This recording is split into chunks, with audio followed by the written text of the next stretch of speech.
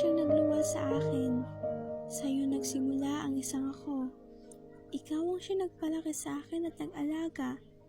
Sa tuwing nagkakasakit ako, ikaw lagi ang nasa tabi ko. Sa tuwing tinatawag ko ang pangalan mo, wala pang isang minuto, tatakbo ka na at magtatanong ko nung kailangan ko.